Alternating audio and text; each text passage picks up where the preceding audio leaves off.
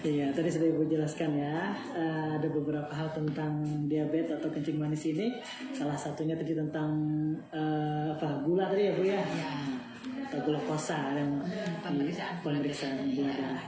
Kita lanjut ya Bu Dokter ya. Oke. Untuk selanjutnya yaitu hal-hal yang bisa menyebabkan seseorang mengidap penyakit ini sebenarnya apa sih Bu Dokter? Oke. Silakan. Ada beberapa faktor risiko yang bisa memicu timbulnya penyakit ini, penyakit kencing manis ini. Iya. Antara lain kegemukan. Wah, Nah, bahaya nih. jadi kadang-kadang ya orang akan bertanya gini, kapan sih kita ini dikatakan gemuk gitu? Iya. Betul nggak? Betul. Nah, ada dua hal, ada dua pemeriksaan yang bisa menjadi patokan. Misalnya pemeriksaan indeks massa tubuh. Yaitu ada, kalau misalnya mau dicari di sekarang itu aplikasinya ada banyak. Iya, banyak. Bisa dicari itu di Google atau Play Store gitu ya. Bisa dicari itu bagaimana mengukur indeks massa tubuh atau IMT. Harapannya bahwa IMT-nya itu tidak boleh lebih dari 23 gitu ya. Jadi kalau sudah di atas 23 itu obesitas atau overweight. Ya, overweight, kegemukan. Atau kalau susah ngukurnya pakai meteran aja, lingkar pinggang. Nah, nanti kalau bapak-bapak cari meterannya ya, meteran lingkar pinggangnya kalau di atas 90 cm itu kegemukan. Oh, nanti sih bisa ukur nih. Mudah-mudahan jangan sampai. Harus diturunkan. Harus diturunkan. Nah, kalau wanita, ibu-ibu ya, itu tidak boleh lebih dari 80 cm. 80 cm Ya. Harus lebih ramping gitu. Kemudian faktor berikutnya yang bisa menyebabkan seseorang berisiko mengidap penyakit ini adalah mager. Itu mager? Malas gerak. Wah, ya. ini ternyata ya baringan. Mager. Terus olahraga jari saja ya. Scroll. Nah, itu juga ya. Mulailah bergerak. Kemudian dislipidemia atau tingginya kolesterol, tingginya lemak darah gitu ya. Jadi dislipidemia ini ditandai dengan kalau kadar HDL-nya atau kolesterol baiknya itu kurang dari 35 mg per desiliter. Harusnya HDL itu di atas. Kita sudah pernah bahas beberapa bulan yang lalu ya tentang dislipidemia ini. Ada kolesterol baik, ada kolesterol jahat, ada total kolesterol ya. Kalau kolesterolnya yang baik itu di bawah 35, mulai waspada. Bagaimana menaikkan kolesterol yang baik ini? Olahraga. Menyeimbangkannya ya. Betul. Kemudian trigliserid atau lemak darahnya tidak boleh lebih dari atau sama dengan 250. Kalau memang di hasil laboratorium nilai normalnya itu tidak boleh lebih dari 165. Kalau Anda sudah di atas 250, wah itu sudah pasti tinggi banget ya. Gitu. Nah, kemudian hipertensi. Ini juga bisa memicu timbulnya kencing manis ternyata. Darah tinggi itu ya Bu? Iya, atau darah tinggi ya. Tidak boleh. Kapan sih kita dikatakan darah tinggi gitu? Kalau atasnya itu di atas atau sama dengan 140 dan bawahnya itu sama dengan atau di atas 90. Jadi lebih dari atau sama dengan 140 per 90. Nah, kemudian ada riwayat penyakit jantung, juga harus diperiksa nih gula darahnya. Gitu. Kemudian dietnya tidak seimbang. Suka manis-manis atau tinggi gula, tinggi garam, suka yang gurih-gurih, gitu ya. sebenarnya gurih itu pasti tinggi lemak dan tinggi garam. Nah, tinggi lemak juga ya. Kemudian rendah serat, menjauhi sayur, menjauhi buah gitu ya. Nah, kalau buah maunya duren gitu. Itu manis banget ya. Jadi memang Rambutan manis juga rambutan. iya, harus mulai dipikirkan untuk diimbangi dengan tadi bergerak, makan sayur gitu ya. Itu tadi ya. Ya, itu faktor-faktor risiko timbulnya kencing manis. Iya. Nah, sudah dijelaskan tadi oleh Bu Dokter ya. Banyak hal yang menjadi faktor-faktornya, salah satunya tadi ya kurang bergerak tadi ya Bu Dokter ya. Betul. Makanya harus ada paling kadang seminggu sekali bisa dilakukan. Jangan seminggu itu harus Berapa kali itu Dokter? minimal 5 kali. Wah, berarti harus pagi-pagi nih. Ya, tapi cukup 30 menit. Oh iya, yang penting ada gerakan Bu Iya, Dokter ya. 30 menit sehari gitu. Mau dibagi 15 pagi, 15 sore boleh. Harus mulai sekarang nih coba. Ya, setelah disampaikan tadi oleh Bu Dokter tentang faktor-faktornya, sekarang jelaskan dulu Dok, apa saja komplikasi-komplikasi yang dapat terjadi dari penyakit ini. Ya, penyakit kencing manis ini banyak komplikasinya.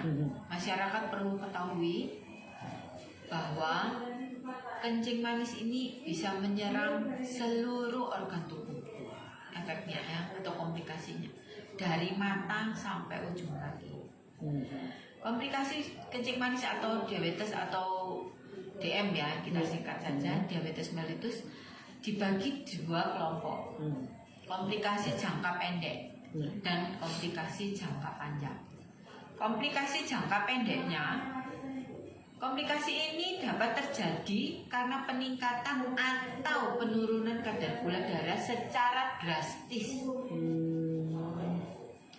Kedua, bahwa komplikasi ini harus segera ditangani. Jadi bersifat emergensi atau gawat darurat. Iya. Dan mengancam nyawa. Ini bila terlambat ini ya. Iya. Nah, komplikasi jangka pendek itu yang pertama misalnya istilah medisnya itu ketoasidosis diabetik atau singkatannya itu KAD. Jadi kalau misalnya ada keluarga yang didiagnosa apa sakitnya KAD, nah itu komplikasi jangka pendek yang harus segera ditangani pada pasien-pasien kencing manis. Hal ini disebabkan oleh meningkatnya kadar gula darah ke angka yang sangat tinggi ya, cukup tinggi, secara mendadak. Kemudian terjadi saat tubuh tidak mampu menggunakan gula darah sebagai sumber energi. Jadi glukose dalam darah atau gula darah itu sebenarnya sumber energi kita. Jadi kalau kita makan, makanya terus seger lagi ya, bugar gitu ya, karena ada energinya. Tetapi saat KAD itu tidak bisa dipakai. Gula darahnya tidak bisa masuk ke sel, jadi dia numpuk di dalam darah, di pembuluh darah. Tidak berfungsi. Tidak berfungsi, betul. Nah, tapi tubuh kita itu memerlukan energi. Akibatnya apa?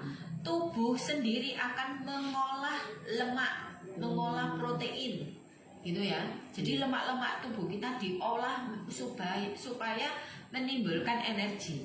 Nah, yang menjadi masalah kalau yang diubah jadi energi itu adalah lemak atau protein. Zat sisa yang terjadi itu loh, yang ampasnya lah bahasanya itu yang bisa menimbulkan KAD. Jadi berupa keton yang bersifat asam. Jadi kalau misalnya ada pasien kencing manis tidak sadar, terus nafasnya itu bau keton. Keton itu baunya seperti aseton. Aseton tahu ya? Itu betul. Untuk menghapus cat kuku. Oh iya. Nah itu baunya kan khas ya. Nah khas itu. Jadi harum kayak gitu. Nafas pasien-pasien KAD itu harum seperti aseton karena mengandung keton. Iya. Nah jadi biasanya itu waktu kami kuliah sekolah itu dokter-dokter itu tidak boleh pakai parfum. Kenapa? Karena kita itu bisa mencium khas bau-bauan, bau-bauan dari penyakit pasien gitu. Nah salah satunya ini Kak Ade. Jadi, nah karena bersifat asam, darahnya nanti bersifat asam juga. Kondisi ini bila tidak segera diobati akan menyebabkan timbunan keton dan darah menjadi sangat asam. Akhirnya menyebabkan pasiennya sesak nafas cepat karena sesak nafas. Kemudian bahkan bisa menimbulkan koma, pasiennya dehidrasi, kekurangan cairan, bahkan bisa kematian kalau tidak segera ditangani. Gitu, karena sesak nafas orangnya. Iya. Itu. Susah berhinak aja orang saja. Nah, yang kedua juga tidak kalah pentingnya nih, adalah hyperosmolar hyperglycemic state atau HS disingkatnya. Merupakan komplikasi yang terjadi karena terjadinya lonjakan kadar gula darah yang sangat tinggi, lebih tinggi dari KAD tadi. Kalau KAD itu bisa 500, 600, ini lebih dari 600. Bisa 1000 itu. Iya, bisa 1000 gitu.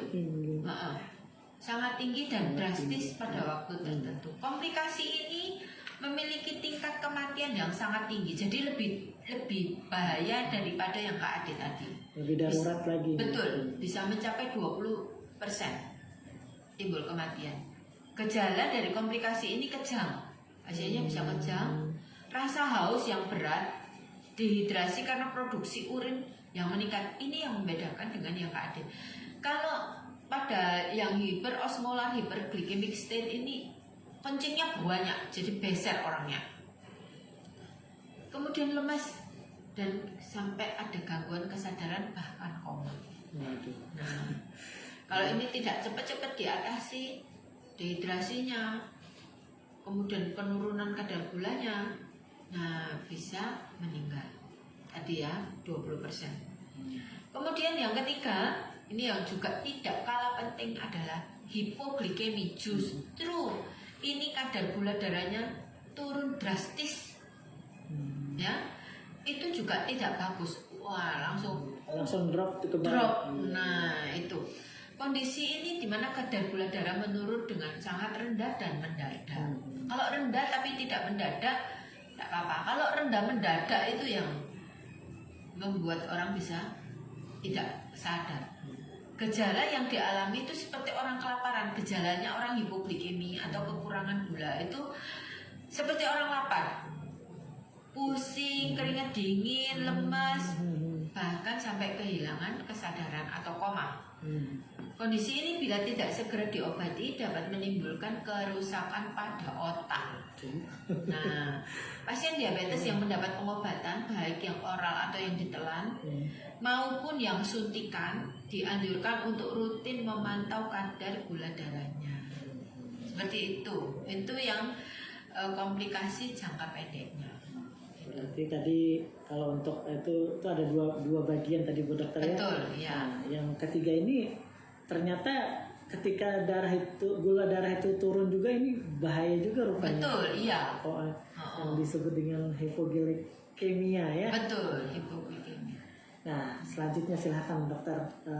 Jangka panjangnya. Komplikasi kencing manis jangka panjang. Gangguan pada mata, kita urut dari atas ya. Gangguan pada mata disebut retinopati diabetik. Disebabkan oleh kerusakan pembuluh darah di retina. Kemudian berpotensi mengakibatkan kebutaan.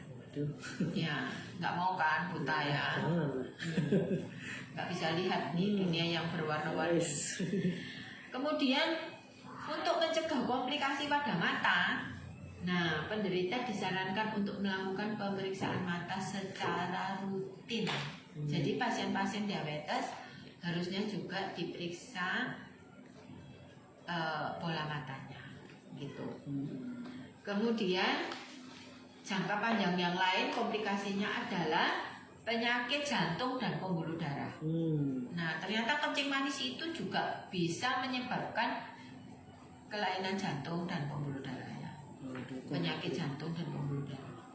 Tingginya kadar gula darah dapat menyebabkan kerusakan pembuluh darah. Kerusakan pembuluh darah dapat mengganggu sirkulasi peredaran darah seluruh tubuh, termasuk jantung. Kerusakan pembuluh darah salah satunya dapat menyebabkan aterosklerosis, kekakuan pembuluh darah, yang dapat menimbulkan serangan jantung bila terjadi pada pembuluh darah jantung, atau stroke bila terjadi kekakuan pada pembuluh darah di otak. Minggu lalu kita sudah bicara tentang stroke. Ya. Nah, bagaimana mencegahnya? Yaitu dengan mengontrol kadar gula darahnya, tidak boleh tinggi-tinggi. Itu. Ya, selanjutnya kerusakan ginjal. Wah, ini bahaya juga. Betul banget. Disebut nefropati diabetik. Hal ini dikarenakan aliran darah ke ginjal pada pasien diabetes berkurang. Karena seperti tadi, aterosklerotik bisa terjadi pada pembuluh darah yang ada di ginjal. Penyakit ini menyebabkan pasien harus rutin melakukan cuci darah. Wah, kalau berbicara tentang cuci darah ini San paling merinding juga. Nah, ya secara rutin ya, atau dilakukan ganti ginjal, transplantasi ginjal, ya diganti ginjalnya pakai ginjal orang sehat. Siapa yang mau kira-kira menyumbangkan ginjal?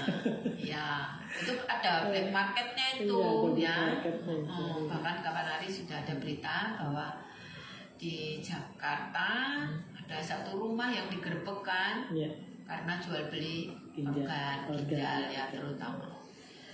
Untuk mencegah terjadinya komplikasi ini ada beberapa hal yang harus dilakukan oleh pasien-pasien kencing manis atau DM ya. 1. Membatasi asupan protein untuk mengurangi beban kerja ginjal yang fungsinya menyaring protein yang molekulnya besar.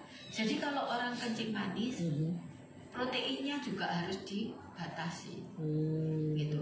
Sebaiknya konsultasi dengan gizi. Ya, tentang gizi ya. Iya. Kemudian yang kedua, mengontrol kadar gula darahnya.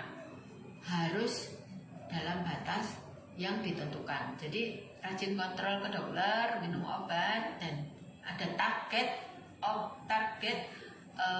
kadar gula yang harus dipenuhi. Kemudian mengontrol tekanan darahnya. Pada pasien-pasien diabetes atau kencing manis, tekanan darah itu lebih rendah dibandingkan targetnya ya. Targetnya itu harus lebih rendah daripada orang sehat. Gitu.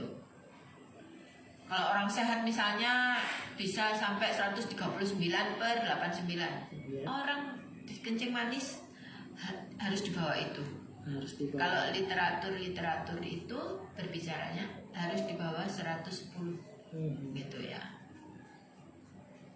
Kemudian yang keempat, untuk mencegah komplikasi nefropati diabetik ini atau kerusakan ginjal, hati-hati dalam mengkonsumsi obat-obatan. Nah, ini penting ini. Iya. Tidak sembarangan minum obat. Apalagi kan banyak obat-obatan di apotek-apotek yang mungkin misalnya supaya cepat sembuh minum ini lekas. Iya. Kalau bisa harus ada konsultasi dulu. Betul. Kemudian komplikasi selanjutnya, komplikasi jangka panjang. Ini yang sering sekali paling banyak dialami pasien-pasien kencing manis. Neuropati diabetik atau kerusakan saraf yang disebabkan tingginya kadar gula darah. Yang terbanyak menyerang tangan dan kaki. Penyakit ini paling banyak dialami oleh pasien-pasien kencing manis atau DM. Gejala awal yang dirasakan pasien adalah kaki dan tangan terasa kebas atau kesemutan. Nah, terus nyeri, ada nyerinya, timbul sensasi rasa kebakar atau mati rasa, gitu. Kemudian kerusakan saraf tidak hanya mengenai tangan dan kaki, tapi juga dapat mengenai organ lain. Misalnya organ pencernakan, saluran kemih, pembuluh darah jantung. Jadi organ-organ tubuh kita itu juga ada sarafnya, gitu ya. Nah, kalau saraf terganggu, terutama tangan dan kaki, saraf yang lain juga bisa terganggu, gitu. Kemudian problem berikutnya adalah masalah kulit atau problem kulit dan kaki. Nah, biasanya berupa luka yang tidak sembuh-sembuh kalau di kaki. Nah, itu kenapa ya kok orang kencing manis itu seringkali lukanya di kaki gitu? Karena jauh dari jantung. Jadi aliran darah ke sana itu kalau tidak lancar, nah itu yang menyebabkan bisa timbulnya ke luka-luka yang tak sembuh-sembuh. Ternyata benar ya dokter, dan Nisan sering dengar kalau orang kena kencing manis katanya lukanya lambat sembuhnya. Betul. Nah, ini penyebabnya adalah karena kadar gula darah yang tinggi itu memudahkan timbulnya jamur dan berkembang biaknya bakteri. Nah, jadi sumber makanan untuk bakteri, gitu. Jamur juga. Kemudian kenapa sih kok nggak sembuh-sembuh, dikasih antibiotik juga nggak sembuh-sembuh gitu? Kalau kadar gula darah yang tinggi itu menurunkan sistem kekebalan tubuh manusia. Nah, jadi kalau orang normal infeksi tubuhnya langsung merespon. Nah, melawan bakterinya. Tapi pada orang-orang kencing manis respon itu yang tidak ada, gitu, sehingga mudah infeksi pada kulit dan kaki. Untuk mencegah masalah kulit dan kaki ini ada beberapa yang perlu diperhatikan, antara lain memakai alas kaki yang lembut, pilih yang lembut, jangan yang kasar atau kaku gitu ya. Yang empuk, tidak kekecilan, ini yang pasti. Nggak boleh yang kekecilan. Memakai kaos kaki, mengoleskan pelembab pada kulit kaki dan tangan untuk mencegah timbulnya pecah-pecah, kulitnya jadi pecah-pecah. Pada pasien-pasien kencing manis, kulitnya itu cenderung kering. Nah, kulit kering itu bisa timbul pecah-pecah, betul? Betul. Nah, kalau sudah pecah-pecah, itu mudah menjadi lokus infeksi atau menjadi pusat infeksi. Tempat masuknya kuman. Iya, itu. Atau bakteri. Bakteri. Nah, itu tadi beberapa komplikasi, baik itu jangka panjang maupun jangka pendek. Kita break dulu ya Bu Dokter ya. Satu lagu lagi, setelah itu nanti kita akan mendengarkan lagi. Mungkin ada beberapa paparan yang akan Ibu Dokter sampaikan tentang diabetes ini atau kencing manis ini ya. Silahkan untuk menikmati dulu minuman. Baik, makasih. Oke.